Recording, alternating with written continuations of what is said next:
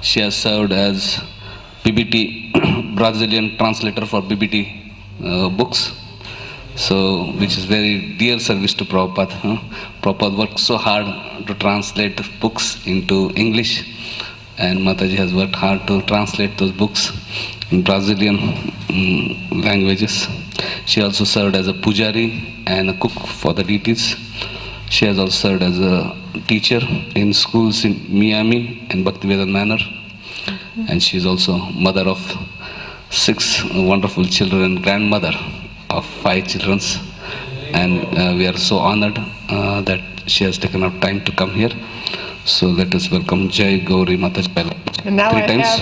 Haribo! Now I Haribo! have so many children. You are all my children. Jai, yes. And we are also very honored and happy to have Her Grace Mahamaya Mataji. So she came in KrishnaGan way back in 1971, and she joined ISKCON Boston, 1970. How many of you were born that time?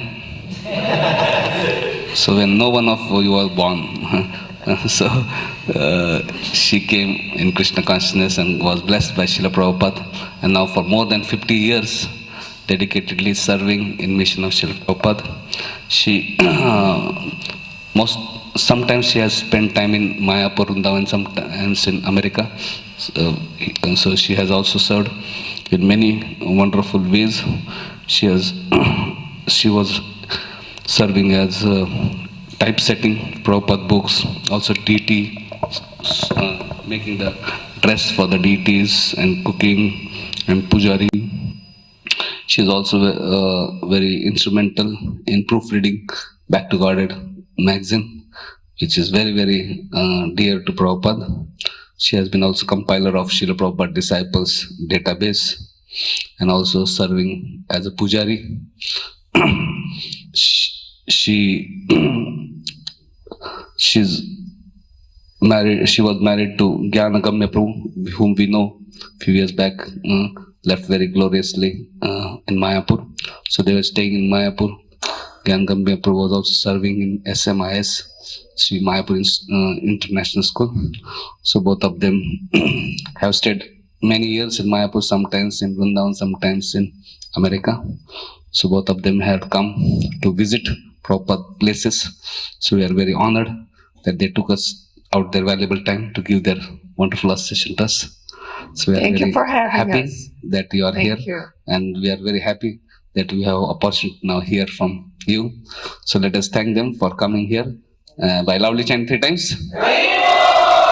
Haribo! Haribo! Thank you, Prabhuji. I just also want to add, I have 1 son and 3 grandchildren. Yes. Haribo! I'm also grandma. Okay, so we're going to read Bhagavatam today, 11th Canto. And her son studied in Gurukul, Mayapur Gurukul, and then Vrindavan Gurukul, and now he's a cinema god. He's doing some photography and something. My son you're talking about? Yeah. He's a director of photography in Hollywood. Yeah, he's director of photography in Hollywood. Yeah, he was a good boy. Yeah. He studied in Gurukul. Yeah. Vrindavan in my Yeah. Jai. There you go. Jai. Fortunate soul. All right. So, Om Namo Bhagavate Vasudevaya. Om Namo Bhagavate Vasudevaya. Om Namo Bhagavate Vasudevaya. Om Namo Bhagavate Vasudevaya. Om Namo Bhagavate Vasudevaya. Om Namo Bhagavate Vasudevaya. Srimad Bhagavatam, 11th Canto, Chapter 1, Text 9. This is the curse upon the Yadu dynasty. Ya nimita survive sapo. Yadrisho dvijasatama. Katam mikatmanam veda. Etat sarvam vadashtva me. Yad nimita savaishapo. Yadrisho dvijasatama. Katam mekatmanam veda. Etat sarvam vadashvame. Please chant. Yannimitta savaishapo. Yannimita savaishapo. Yadrisho dvijasatama. Ekatmanam veda. Katam mekatmanam veda. Etat sarvam vadashvame. Etat sarvam vadashvame.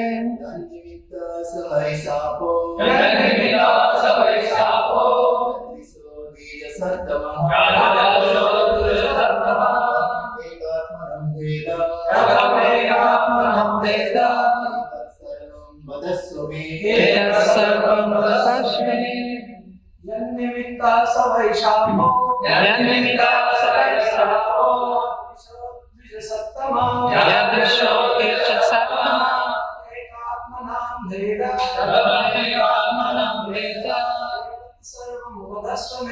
Etat sarvam vadashvame.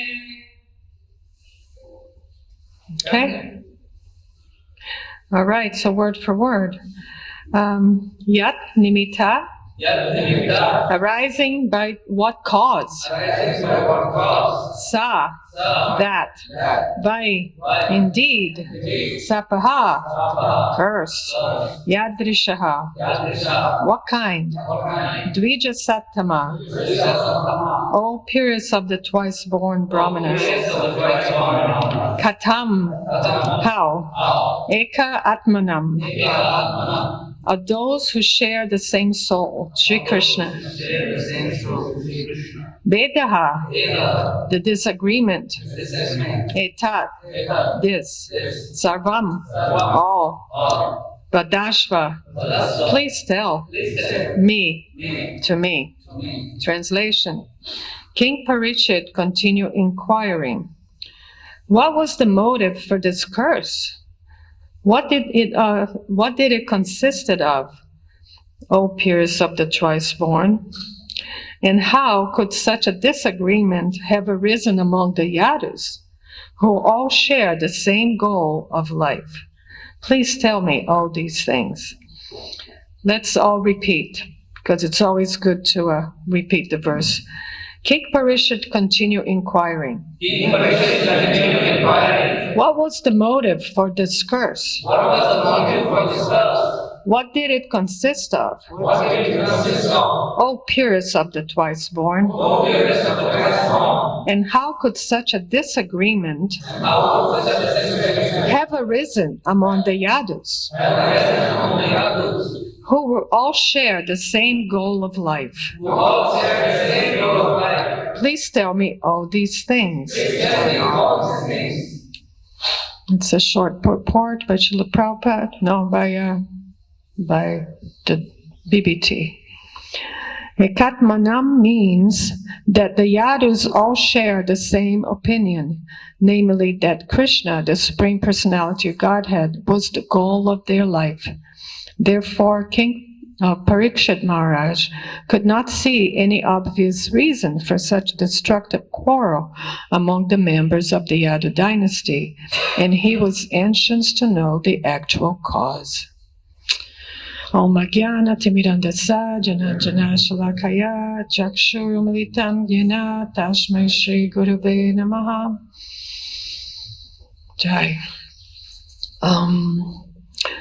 So this is a very bewildering for Maharaj Parikshit, because the Yadus were divine people. They were, associates, intimate associates of Lord Krishna. And so it was very unusual to have such a destructive fight, a curse that was going to destroy the whole dynasty, the whole, all of them. And, but this is all Lord Krishna. Krishna sometimes put us in situations that are very difficult, and we think, why is this happening to me or to us, or why is this all happening? It's so hard to go through.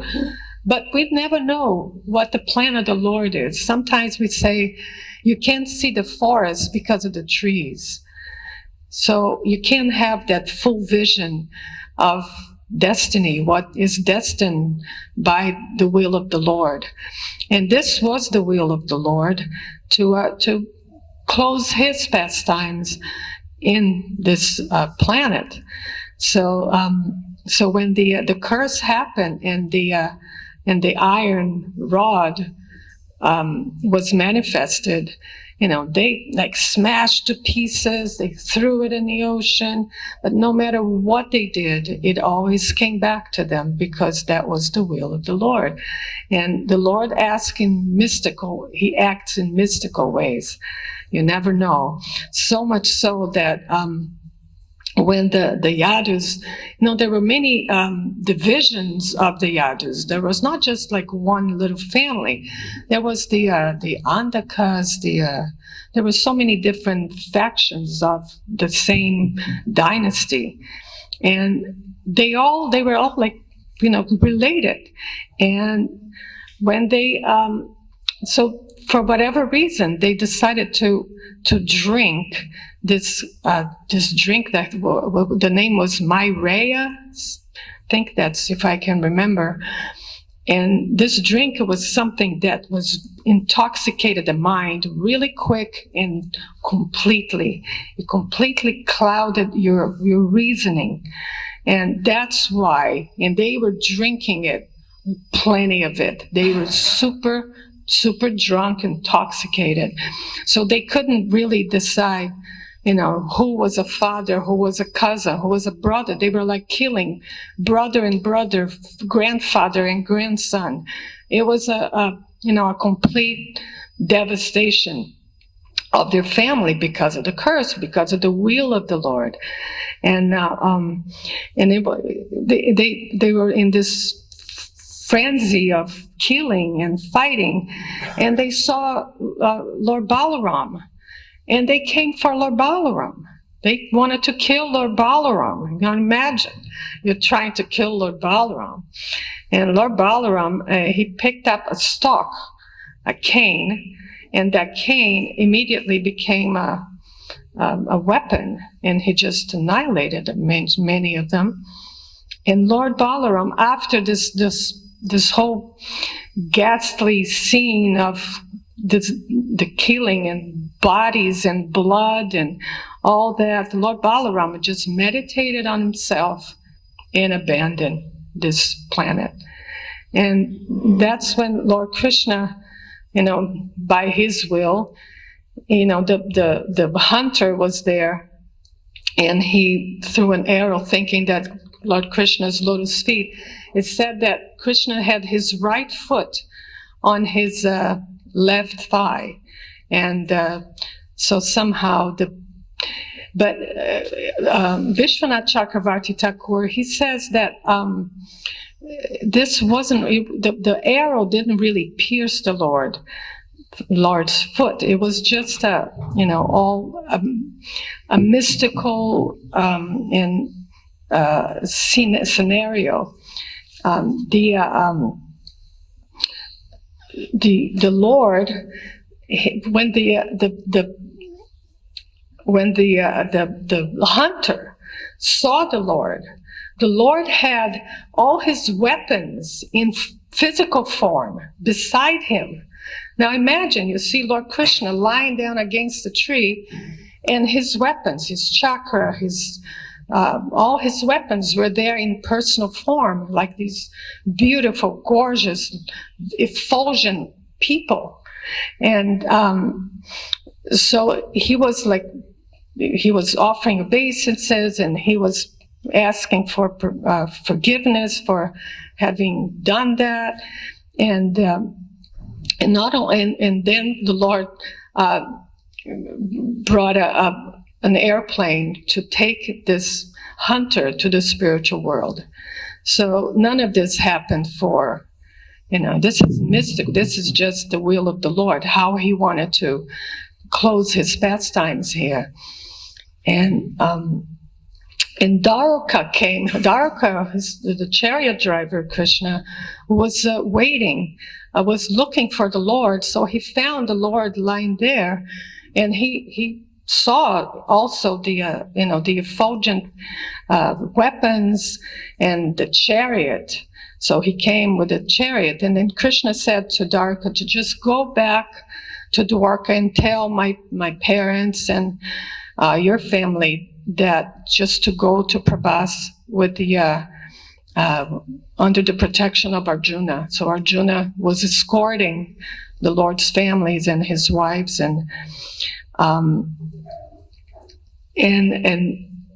all of a sudden, Daruka is there. He said, "Oh, he had received an order from the Lord, and he saw the chariot flying up in the air and just taking off with all the weapons. They just went back to the spiritual world."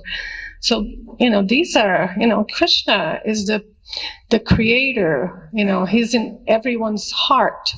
So you can never, he's Yogeshwara, he's so mystical. For him to manifest this and to have the Bhagavatam telling us these stories so we can understand a teeny little part of how potent and how magnificent and how mystical the Lord, pastimes can be.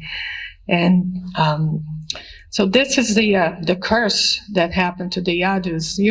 In this, I think it's chapter 30, you're going to see the Lord going away, closing his pastimes here. But this the lesson that I see in this story is that we have to follow Srila Prabhupada's example of being compassionate, being very kind to each other. He wanted to rule ISKCON by love, not by force and law. ISKCON is a love movement. Prabhupada said many times, there's no place for envy in ISKCON. So this is a spiritual movement, and by the spiritual potency of Lord Chaitanya and Nityananda, that's where the power and the Shakti is for spreading this movement. So let's maintain this legacy of love of Lord Chaitanya and Parampara. Let's maintain this in the forefront of our vision of when you go out, when you distribute books, when you make programs. Just maintain Srila Prabhupada's vision alive, because this is the generation, like you're fulfilling a desire of Srila Prabhupada from 1970. Most of you were in different bodies then. So Srila Prabhupada wanted this temple. He wanted these beautiful deities. So, and maintain the spirit of Srila Prabhupada. We accepted, there are a lot of businessmen everywhere, but you decided to be in a spiritual atmosphere, to develop your inner self, to develop your character. So don't abuse the kindness of spirituality for your own selfish motives. Show by example, and be a beacon of great character and great potency in spiritual life, so people can follow your example. It's in your hands now. So, make that happen. I'm going to give the words to Mahamaya. She's going to tell us some Prabhupada stories. She has written a book called Prabhupada is Coming.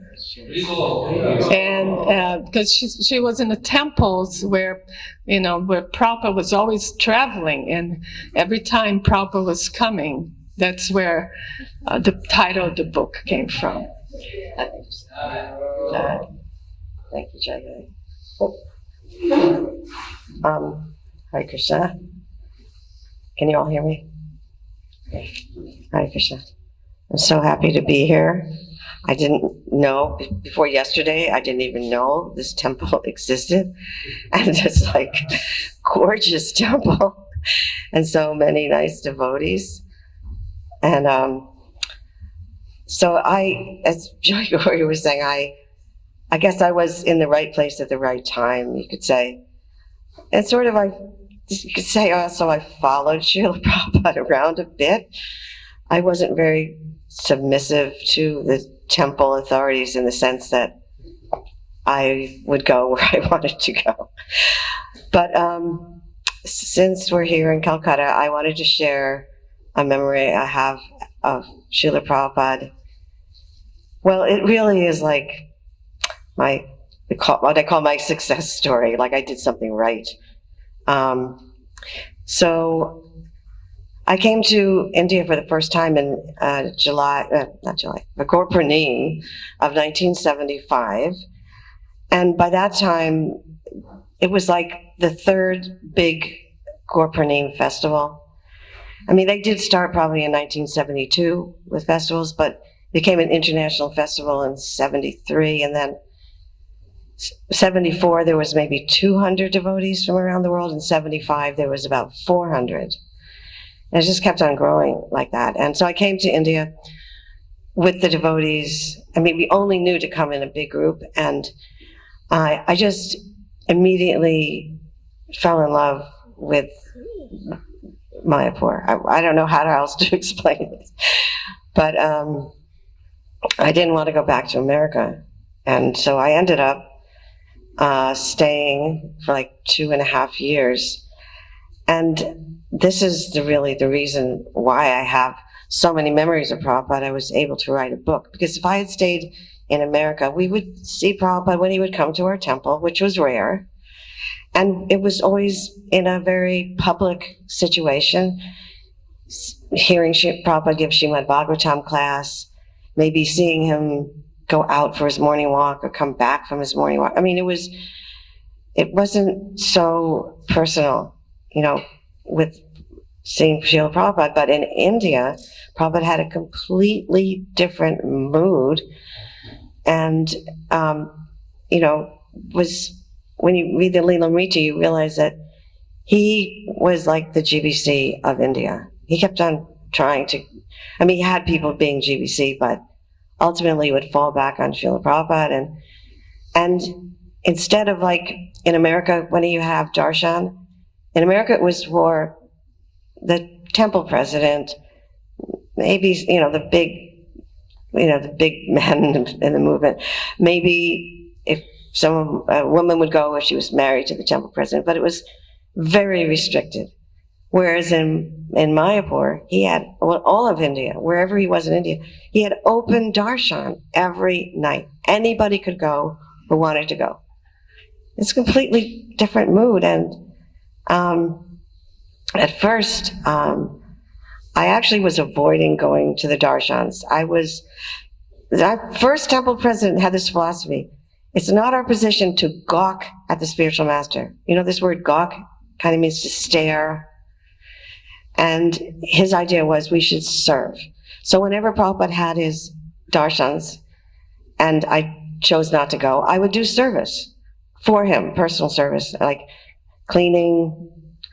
Maybe I didn't always do personal service, but I was just avoiding it until one day I finally went to a darshan and in Mumbai, and sort of got a little taste.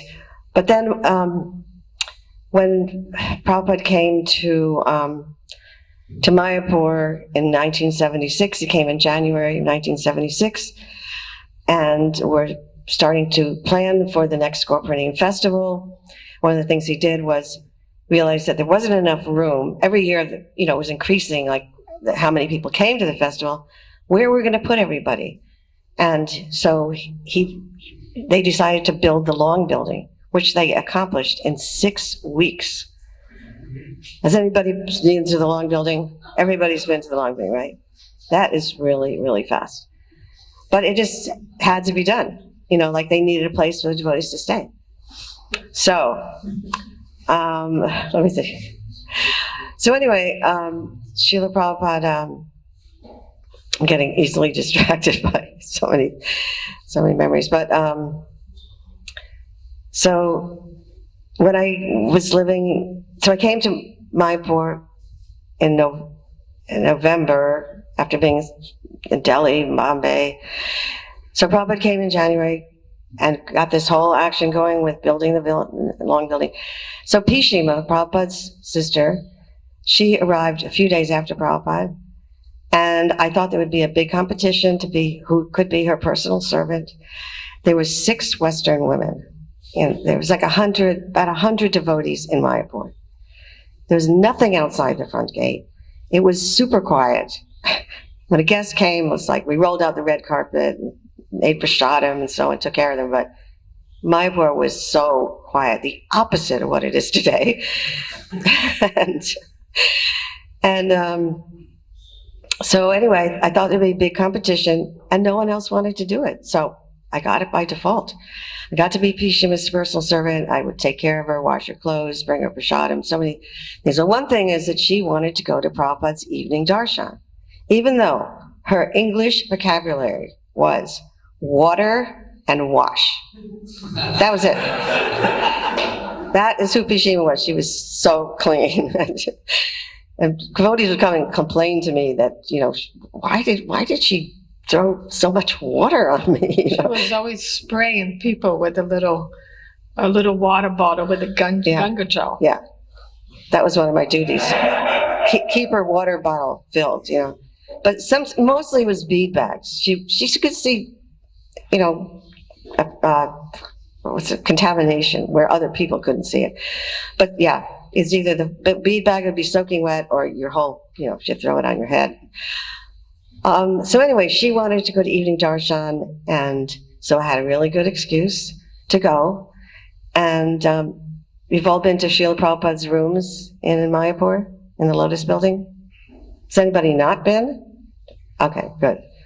So it's like my favorite place in the world because I saw Prabhupada there, every night for 2 months, and then the next year as well. So, so some of the things I remember from Prabhupada's room are like when they brought the first Balaram Madrunga. So we all know that clay Madrungas break. It's not very forgiving. When it hits the hard floor, it breaks. And so devotees wanted to make an unbreakable Madrunga. And they made them in Los Angeles, and then someone brought the first one to Mayapur.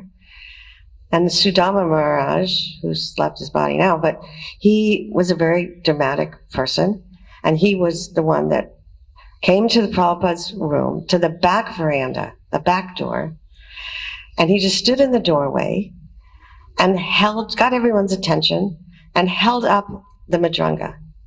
And we're all looking at him, and he drops it. And all like,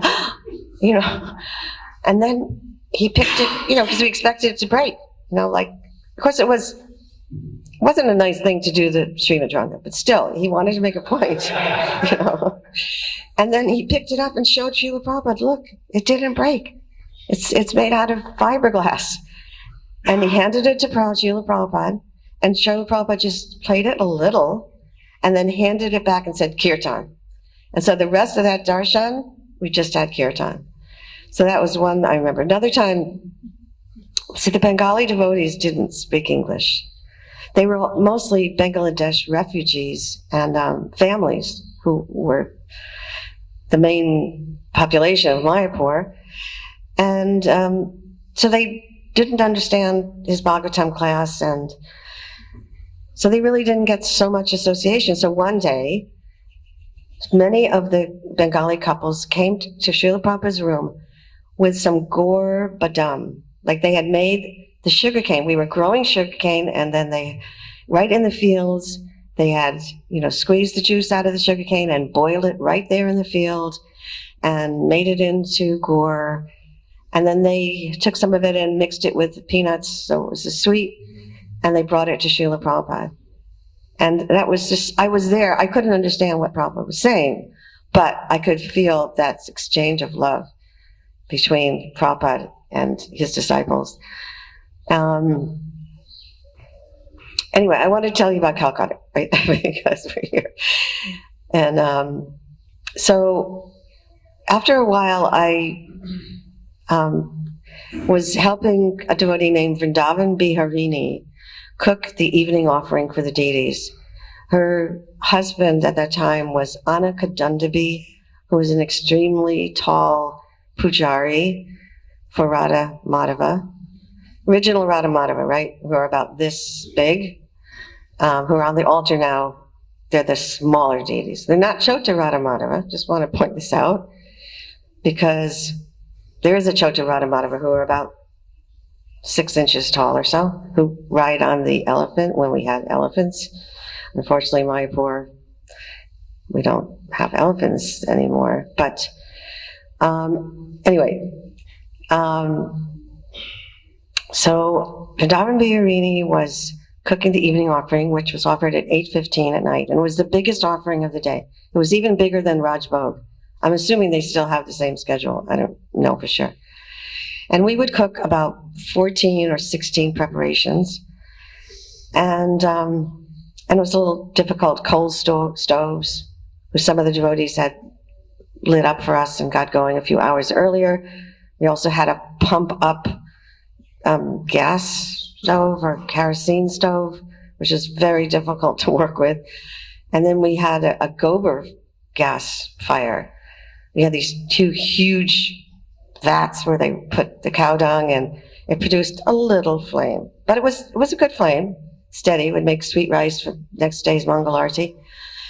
We made so many preparations, and one of the ones that we made pretty much every day was sandesh. So there's a devotee. Actually, she was here in Calcutta, as far as I remember. Her name was Sumukhi Devi Dasi. I don't think she stayed in the movement very long. She was married to a devotee named Asita, I believe.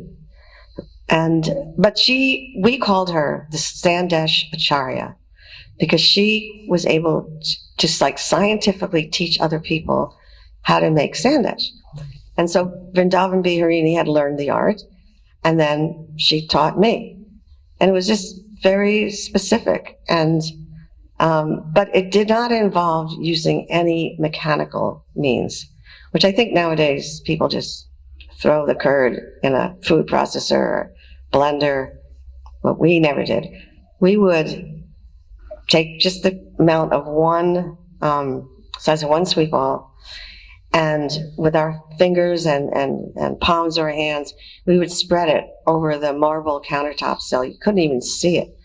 But we'd be kneading out all and every lump. And, when we'd spread it out, then we'd scoop it up with a spatula. I mean, it was really, took bhakti to do this preparation. It took a lot of time.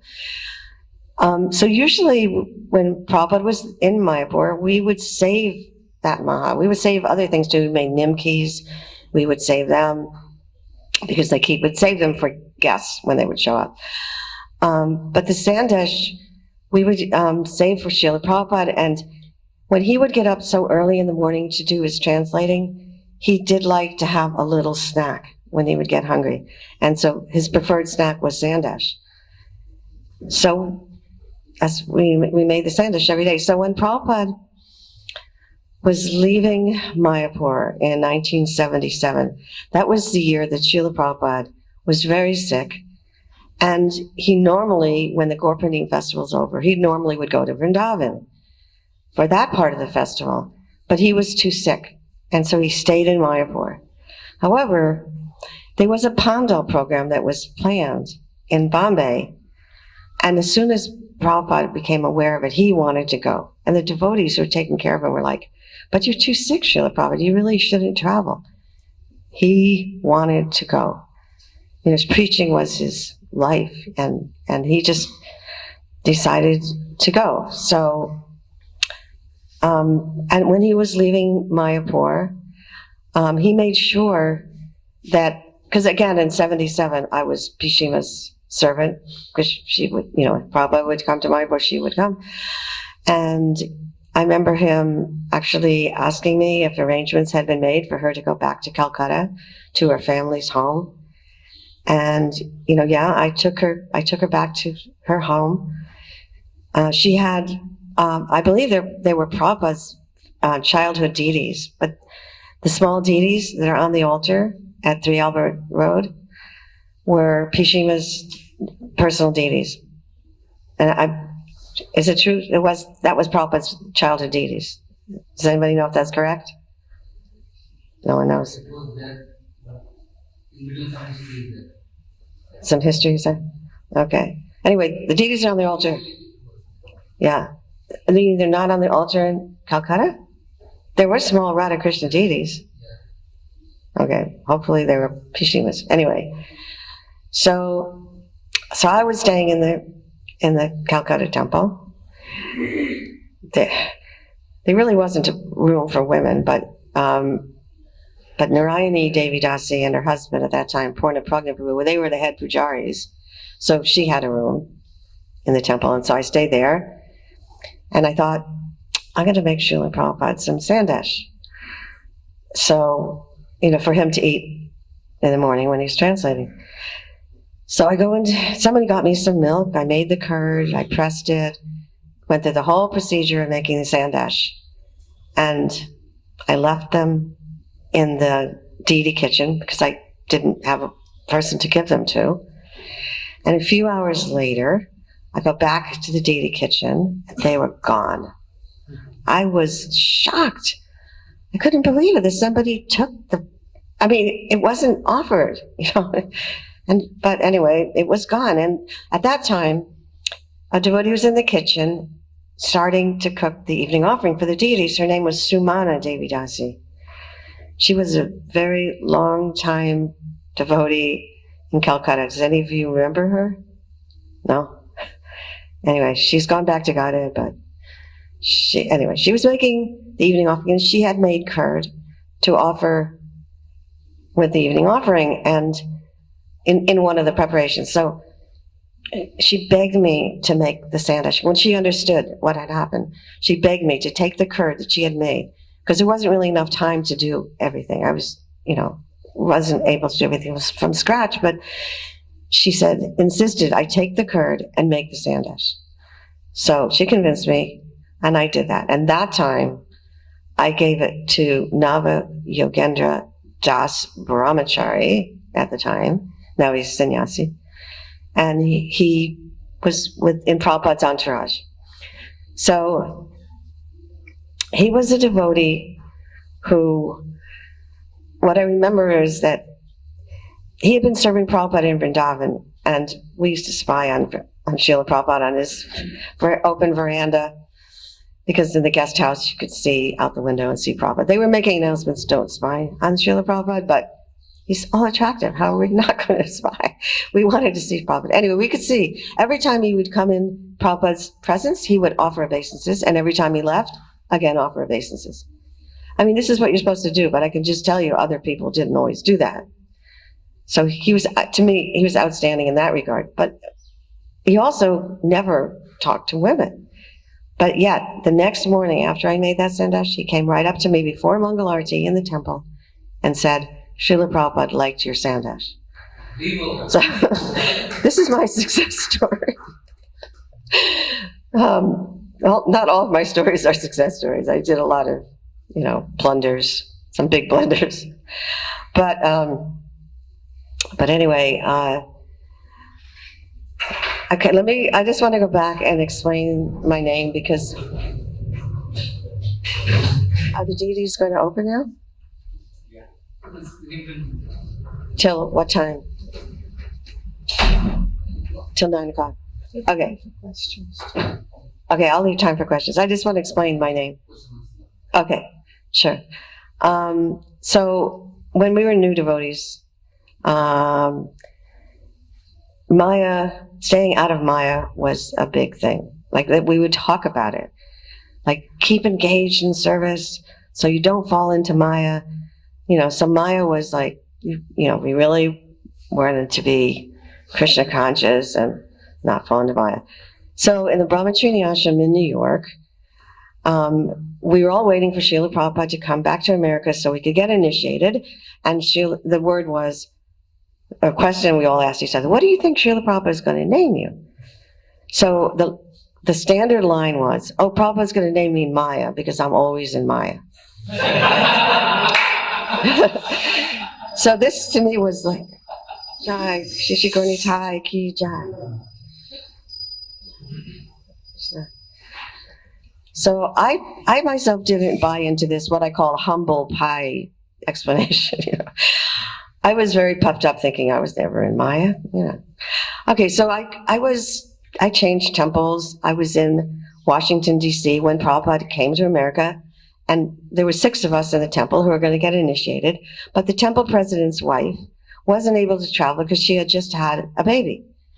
So we're talking, and she said, so are you going to get initiated? And I'm like, yes, your husband's, you know, his name is Damodar. Damodar has recommended me. Of course, his test, whether I was ready, 2 questions. Who is Krishna? And the answer was, he's the Supreme Personality of Godhead. And he said, and who are you? I'm his servant. Okay, you can get initiated. That was the test. So she said, well, what do you think Srila Prabhupada is going to name you? And I said, that standard line. Srila Prabhupada is going to name me Maya because I'm always in Maya. Like I said, it wasn't really, I was faking it. I was like, anyway. So we drove to New York where Srila Prabhupada was. We actually missed his arrival. There were devotees from all over the east coast of America, plus Canada. And it was so crowded. What Prabhupada was doing was having an initiation every morning for a week. He would chant on our beads as part of the ceremony. Prabhupada would hang our beads on the microphone stand, and in order of how we were sitting around the fire, so we could actually tell when Srila Prabhupada was chanting on our beads, which was pretty cool. I still have my original beads, but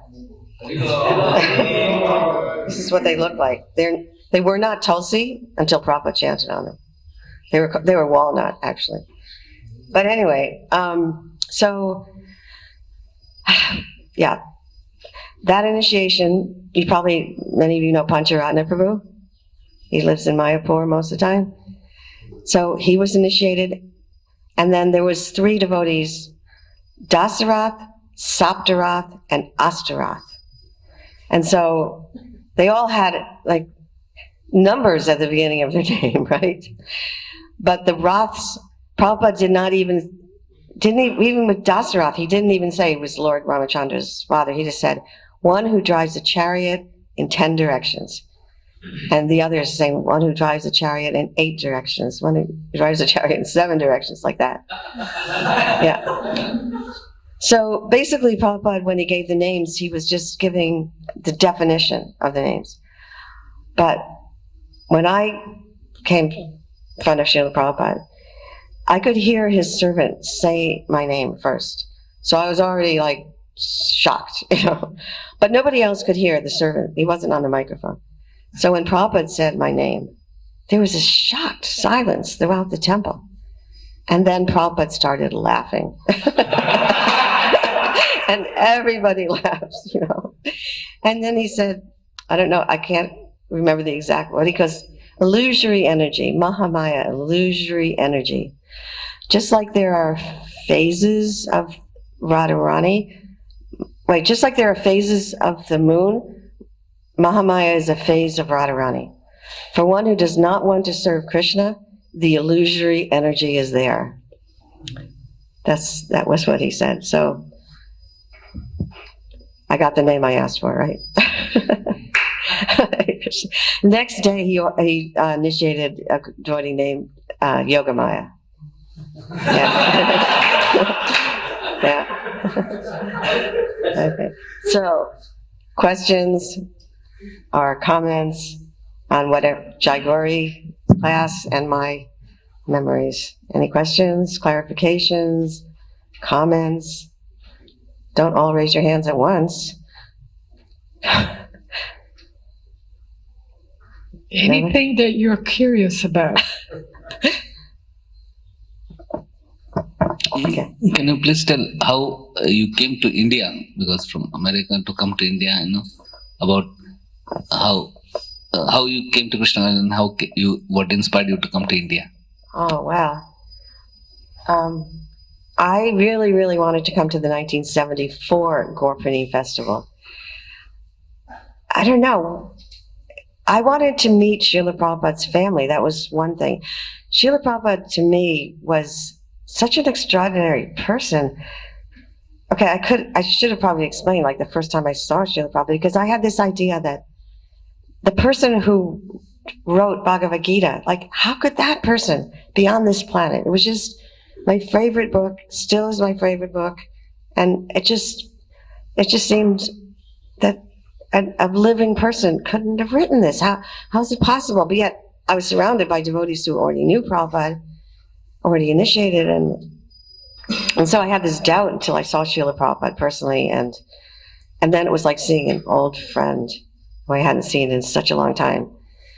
But desiring to come to India was just, we heard stories that there was that World Sankirtan party that Prabhupada bought the first group of devotees in 1970.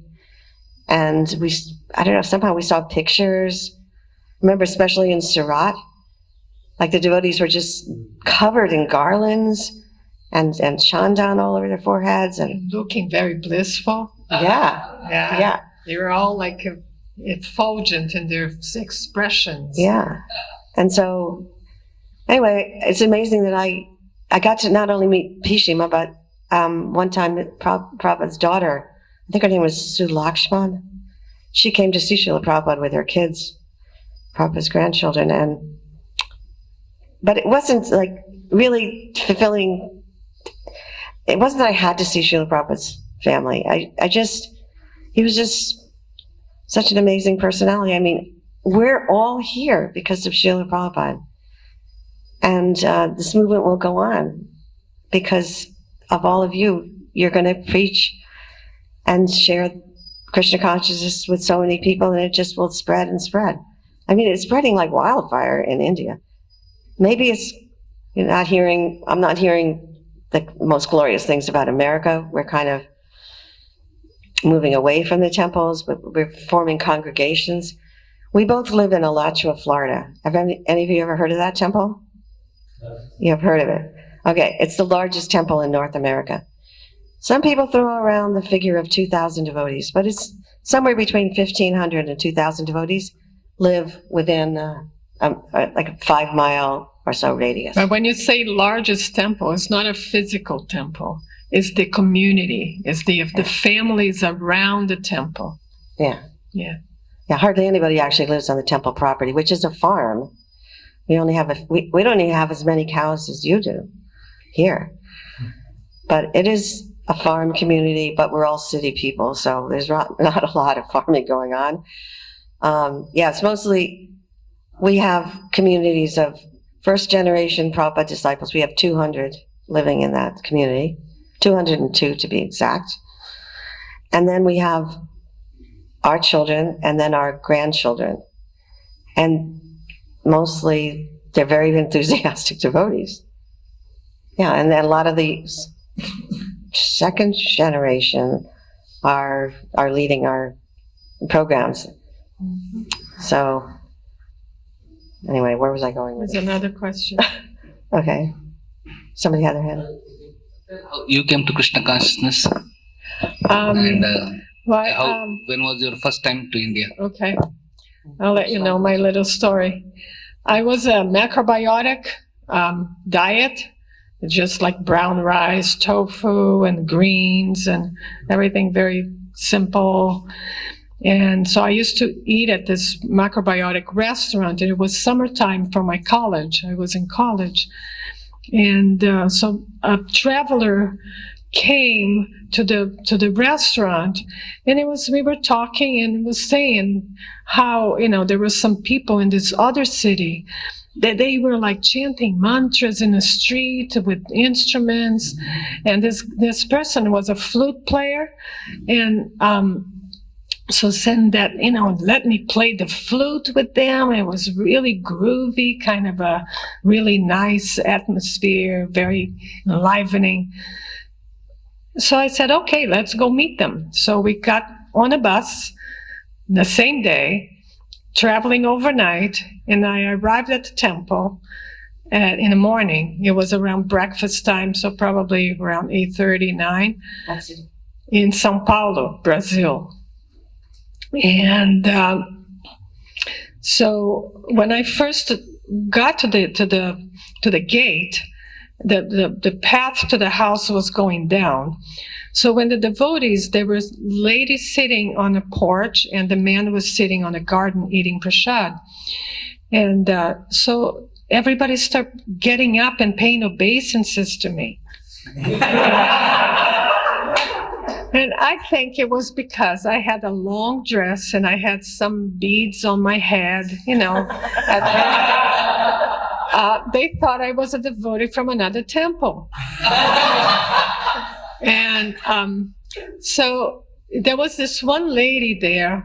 Her husband was going to take sannyas, so she was very disturbed. So she was like she was a little nervous energy. And so she kind of guided me in, and she, for 2 hours, like she was walking behind me, telling me all the rules and regulations, how to clean, and when you sleep, you roll your sleeping bag and you wash the floor. Every time you use the bathroom, you have to leave the bathroom cleaner than it was before. So we had like cleanly, the temple was so clean. And that's one thing that attracted me, because I come from a family, my mother's, my house was spotless. And so it impressed me that the rules were even more strict.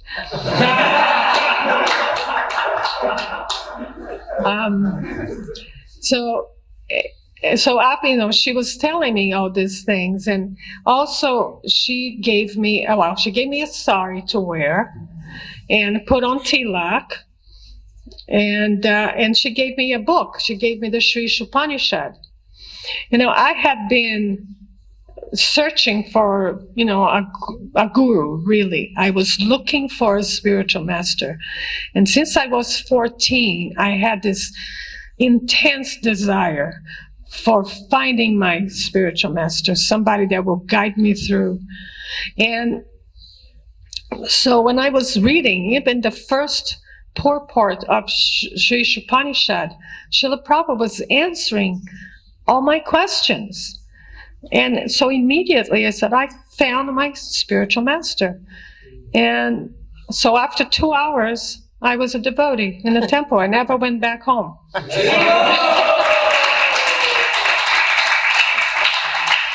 It was a quick convincing. Okay, wait a minute. I got a better story. I was brought to the temple by a friend and left there because I was chanting Hare Krishna. I didn't know what it meant. It made me feel good. That's why I chanted. There was a hippie saying, if it feels good, do it. You ever heard of that mantra? So I wasn't smart like Jayagauri. She knew she wanted a spiritual master. No, I didn't even believe in God. And there I was, just literally brought to the temple, left there on a Sunday night. All the women had already gone to bed. And so I just slept in the prasadam room. And the ladies found me the next morning. But anyway. She was on drugs. I didn't think so, but I guess the devotees thought so. That's true. But anyway, yeah. I was pulled out of the gutter, you could say. Sorry. Any other questions?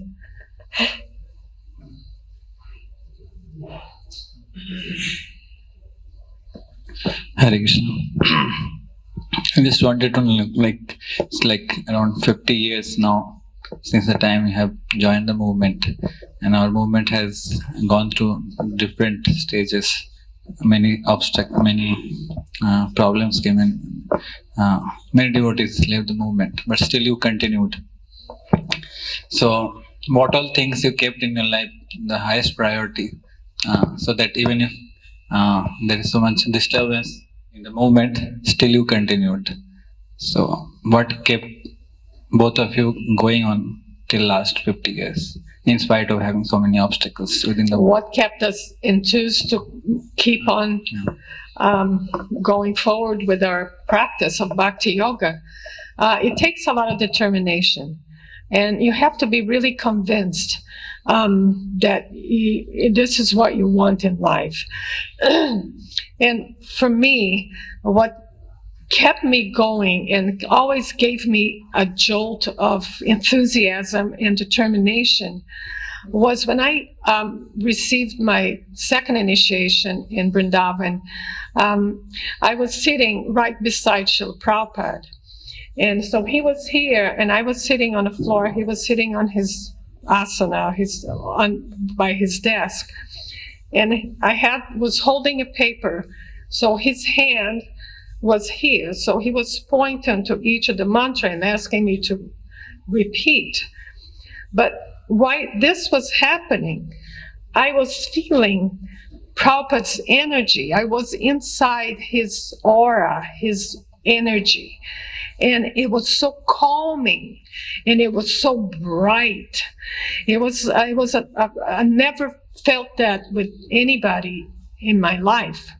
And so that impression that made a real samskara in my soul, that, this feeling of being fearless and being very joyful and calm is what I always remember when I'm in difficulty, because we are in a material world. There's always obstacles, but that feeling, that impression, it was so ingrained in me that I remembered that, okay, I just go forward, and because that's where I want to be. I want to be with where Srila Prabhupada is, and I want to be in that spiritual atmosphere. I feel like the commitment, the vows of initiation, it's just ingrained in me. Like I just can't imagine not chanting my rounds. That's the only explanation I can come up with. There's been so many ups and downs in the movement, and so many difficulties and changes. But it's like I can't imagine not chanting my rounds. It would be just I couldn't live with myself if I didn't chant.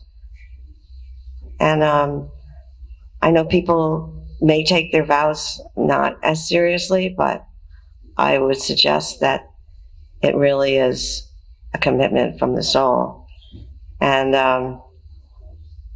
it's so important. I've been to many japa retreats. Satchidananda Swami has come to America several times to give japa retreats. And there's just so many techniques, you could say, so that our japa is not mechanical, and that we're attentive, and I'm often not following so carefully. Like I know I sometimes do car japa, or reading japa, or there's many different kinds of japa. But we do want to have attentive japa, but it's a daily commitment. May I add Please. Something? We were just in Jagannath Puri, in this beautiful. We had the association of Hari Prasad, and Hari Prasad, he is he's an Indian body person, young, very calm, very learned. If you ever get a chance to invite him to your temple, please do. He is a jewel of knowledge. So he was giving this seminar, 3-day seminar, So it ended up, what was the embodiment of feeling separation? Smarna. Huh? Smarna. Yeah, but the title of the thing. So he was talking about Lord Gauranga, and he was explaining to us, and everything he says, he backs up with Shastra. Everything. So he does a presentation with a computer. So he's like so together. It's just amazing. And he was showing us how Krishna came as Lord Chaitanya to pay the debt, to pay a debt to the gopis, to Radharani, because he couldn't pay the debt because they love him so much, and they missed him so much when he left Vrindavan. And so how could he ever pay the debt of their love? And so Lord Chaitanya came. So after Lord Chaitanya got the note that, okay, your pastime is, what was that? The rice is finished in the marketplace. Yeah. And so, and then that was the time for the Gambhira, that he was like out of his mind in separation. So that, what they infused in us is that every time we chant Hare Krishna, we are helping Lord Chaitanya, we are helping Krishna to pay the debt to the gopis. So every sound of the holy name, just infuse it with that love for Lord Gaura. Just infuse it, and know that you're helping to pay the debt to the gopis. So it's a call of love. So love should reign our chanting, and we develop that feeling of separation that Lord Chaitanya so much talked about. Okay. Hare Krishna. Yes, We're over time.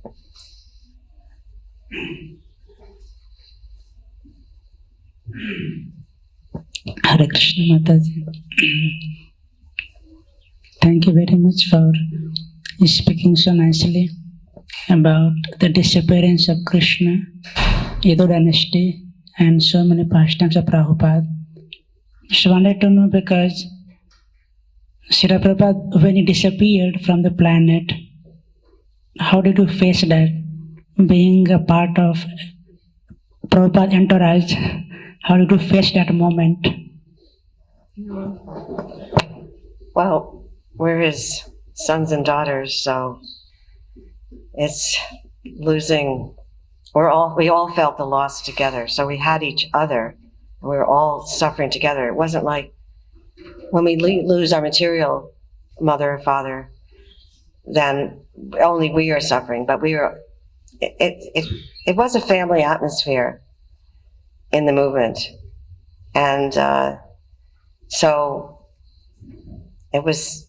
And, Prabhupada at the last minute, and in his sickness, he said he was going to live to be 100. We were asking him, devotees were asking him, please don't leave. And he said, okay, I'll stay till I'm 100. But then, within a few days, he left. And so we were still, so shocked.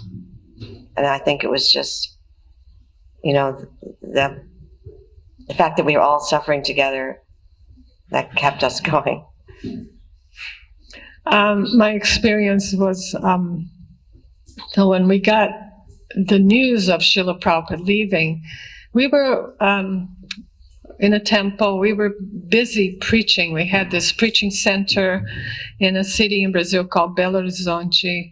And so we were very busy, with prasadam distribution, with book,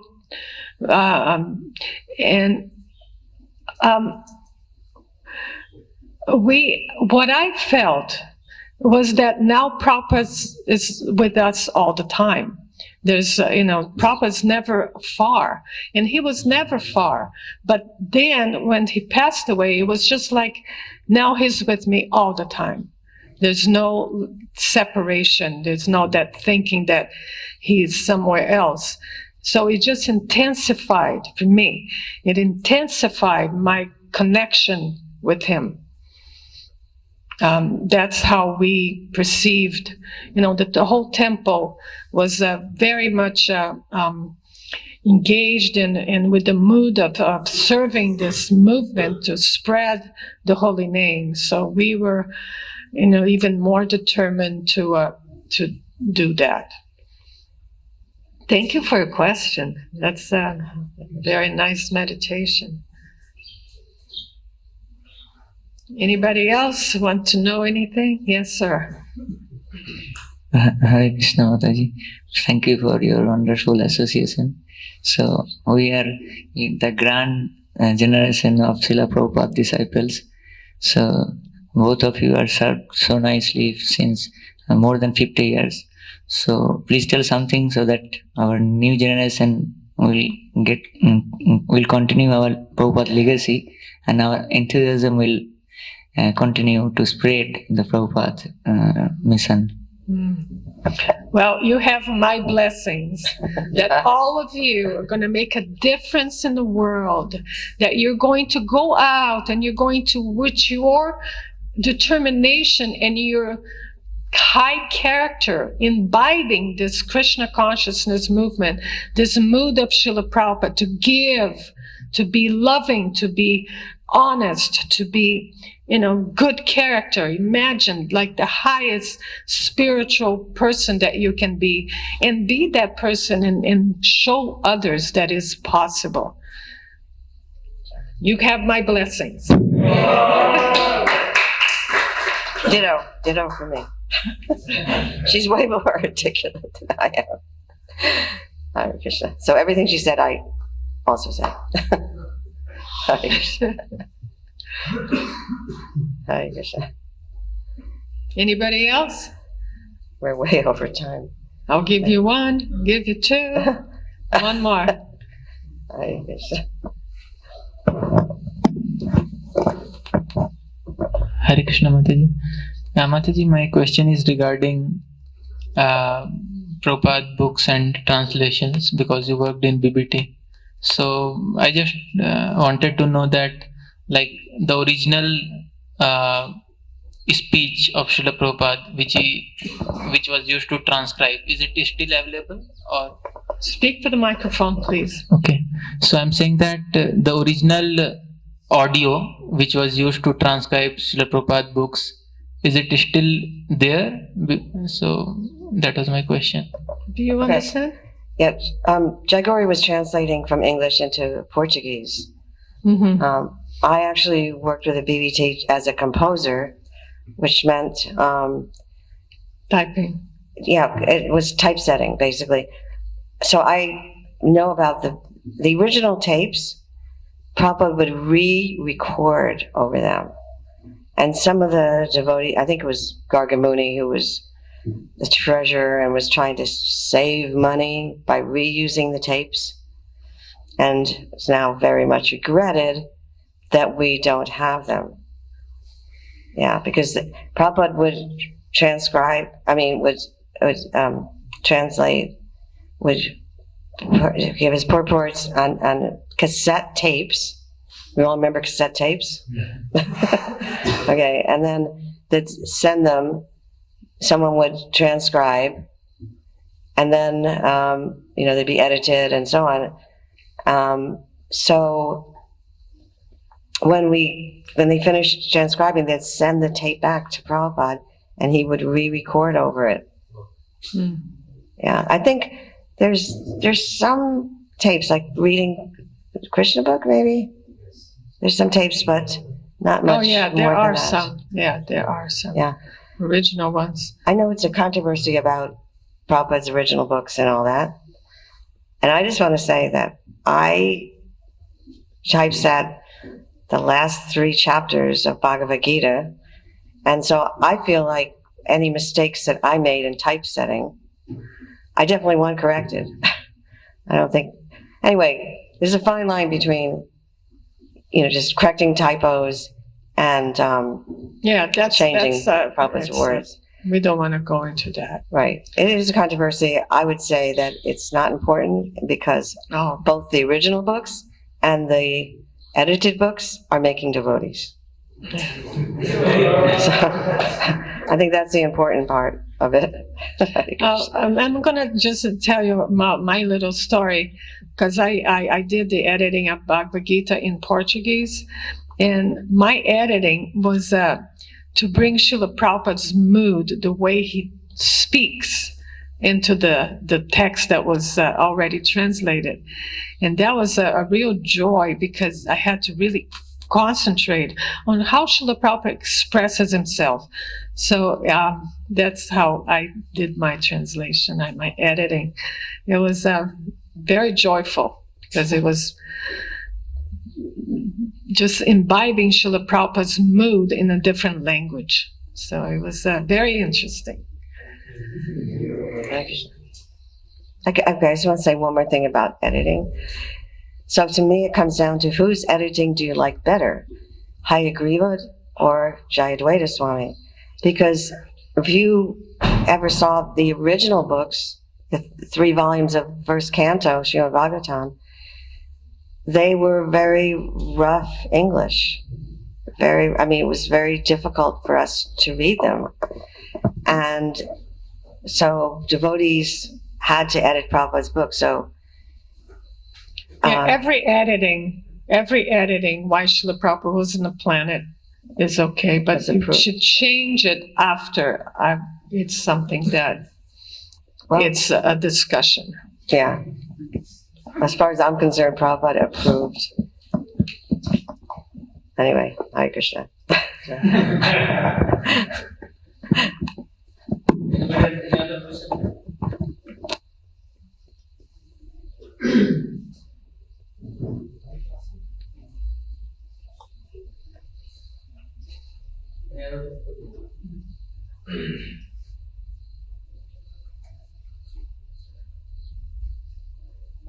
Hare Krishna Mataji.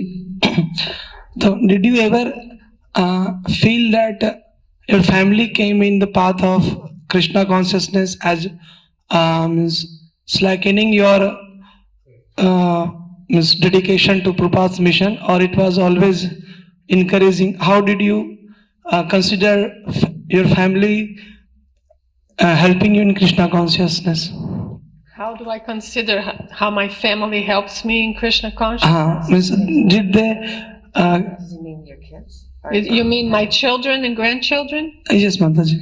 Srila Prabhupada said early on that for us, we were having children, that our children are our deities, so care for them. So I took care of my family, and I still see my family as my service to Srila Prabhupada. And this, I was, believe me, at that time, there were no, I didn't have Adobe to come and clean the diapers for me. So because we have different, system in America that, we have diapers, we don't just get a bucket and to put the kids' leftovers. But I was doing it. I was happily doing it and meditating on Prabhupada and Krishna.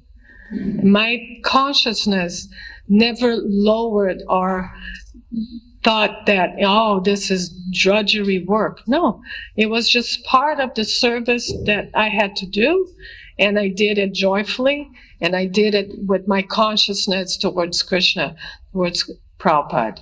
So, it's just service, and you do service with your heart. And everything you do with the right mood, and you get there. You keep on working towards self-realization. I hope that answers your question. Well, I only had one son, but to me, I called him my miracle child, because I just didn't think I could have children. I had been married some years, and took a while to get a child. Did any of you go to Mayapur Gurukula? Yeah? What, you were? You know my son? No? Okay, he was in Mayapur Gurukula in like 1998, and around that time. Or Vrindavan Gurukula in 1993. Okay, maybe I'm getting the years wrong. Anyway, in the 90s. I was very happy to have a child in Krishna consciousness, and I can say he was a good devotee and got initiated by Radhanath Swami, who gave him the name Rasacharya Das. That was his name already. He said he couldn't change the name. It does upset me that his career has sort of distracted him. But I do take shelter in the fact that he has very special Lord Jagannaths in his house. They were the ones that went on the Rath Yatra in Iraq, because there was a devotee named Partha Sararti who was a sergeant in the army, U.S. Army, and he was stationed in Iraq. We're fighting the war some years ago in Iraq. And all these men under him had to follow his instructions, so he had them perform a Rath Yatra. And yeah, he wrote some articles for Back to Godhead some years ago, and I think he lives in Europe now. So anyway, deities are about, I don't know, 8 inches tall or so. He gave them to my son. I'm not sure why, but that's what happened. And so they're in my son's living room. And his wife was born as devotee also. So her parents are very, very strict devotees. They're disciples of Gopal Krishna Maharaj. And are there any disciples of Gopal Krishna Maharaj here? No? Class. Are you mostly Jayapataka Maharaj disciples? Yeah?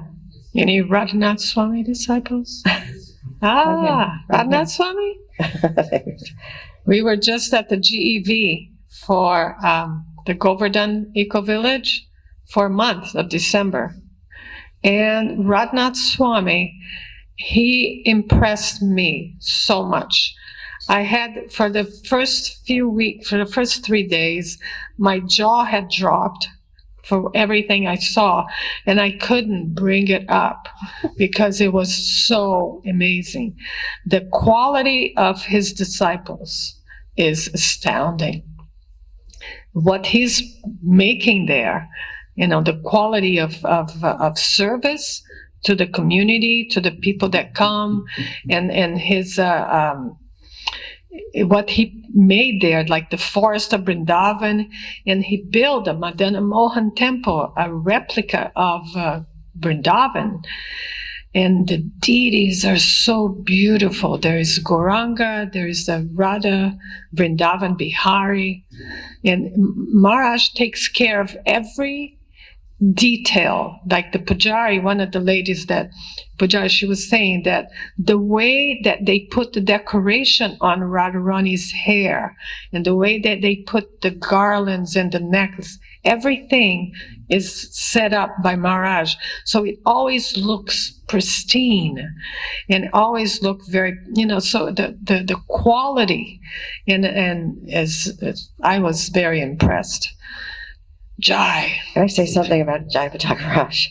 So I came to live in Mayapur because after the Gorpurnim festival, I was living in Vrindavan, and then had to go back to America for a few weeks to get a new visa.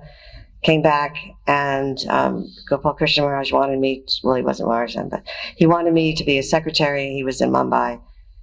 So I lived there, and then while I was in Mumbai, Jayapataka Maharaj came to the temple and said that they really needed help in Mayapur, and he had a list of services that needed to be done. So one of the other Western ladies said she would go there and be a teacher, and so I was really disappointed because I wanted to go, but I wasn't chosen. So at the last minute, she just changed her mind. She changed her mind, and so I got to go, and Jayapataka Maharaj paid for my train ticket to go to Mayapur, and I was his secretary. That was one of the things that needed fulfilled, the positions. So I was his secretary, and my office was the back veranda of the Lotus building. In other words, I didn't have an office. So, but I had brought a typewriter from America because I was expecting to be Gopal Krishna Raj's secretary, and he told me to bring a typewriter. And it was a hard case, so I put my typewriter, out of the case and on top. And he would dictate on a regular cassette tapes, and I didn't have a transcriber, but just a regular tape recorder. So it's a little difficult to transcribe. And he wrote the longest letters. Like, he'd write a letter, make the point of what he was writing about in the first, paragraph or two. But then he would tell everything that was going on in Mayapur. And, so he always was, a people person. And, there was this interesting dynamic with him and Bhavananda. Bhavananda would yell a lot. He would, insist that things are clean. I mean, he really set up a great system that keeping Mayapur clean that's still going on today, which is great. And, but Jayapataka Maharaj is the one who would capture everyone's heart, right? Has it captured your heart? Yeah. Yeah, I just want to say about Jayapataka Swami is that when he came to America, he came to my house because my husband is friends with him from way back when. My husband served in Mayapur and Vrindavan also. Used to say his name. Mahavir Das. And so somebody told me that Jayapataka Swami, he really likes veggie burgers. He likes the Western food. I said, okay, so I'll make him veggie burgers. So I made him veggie burger, and I was thinking, how is he going to eat a veggie burger? Just one hand. So it's like, I know that he's very paka, only eating with his right. So I was like observing, how is he going to do that? And Maharaj really impressed me because the whole time, you know how veggie burgers you have to kind of hold the sandwich together? He did it with one hand.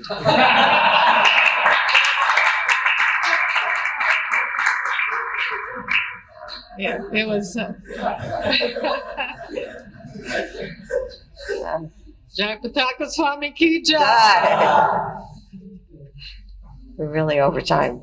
I don't want to keep you from your services. Yeah, thank you so much for giving us this space and an opportunity to talk to you and get to know you a little bit.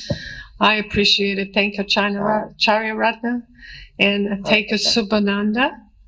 Subhananda has been our tour guide. He took us to the Bhakti Siddhanta, the place where Srila Prabhupada met Bhakti Siddhanta.